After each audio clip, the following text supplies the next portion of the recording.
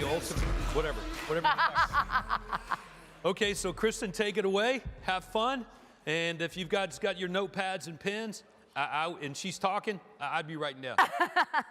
Thank you so much, Todd. Really appreciate it. Make sure that you have to be on your best. So you got to know, you got to have your morning routine. You got to know, you have to plan your year, plan your vacations. Because guys, you need time off or you're not at your best, okay? Plan your month, your week, and your day. I have an agent last year, she took off, I couldn't believe how much time she took off. She took off a lot of time. But whatever, she took off 2 months. 2 months.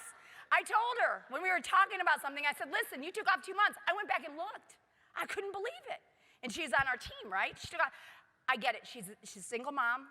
And, her daughter, well, her husband is in Michigan. So she, her daughters play sports and this and that. And so she was doing a lot of stuff.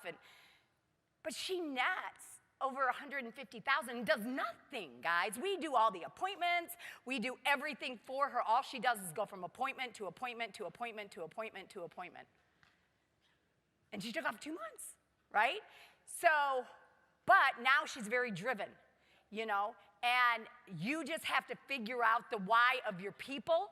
You have to figure out what their goals are, and then you have to help them get to their goals, their big whys, their time management, and show them how to work with the motivated people. You got to make sure that you, every single day, who plans their year, month, week, and day?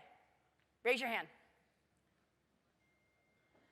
If you aren't, please start today.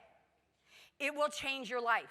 Because are you ready the day before to know what you're going to do? How about your agents? You got to teach this to your agents. And if you are the agent on the team, then you need to do this for yourself.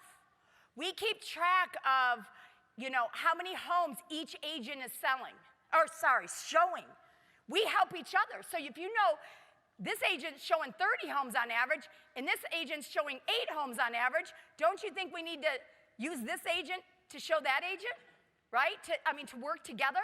Pick the things that each of the agents do really well, and that your teammates, or as a team leader, the people on your team, and you all work on it together. They all have different strengths. Other ones, I have one, and I can't wait, 3:30 to 5:30.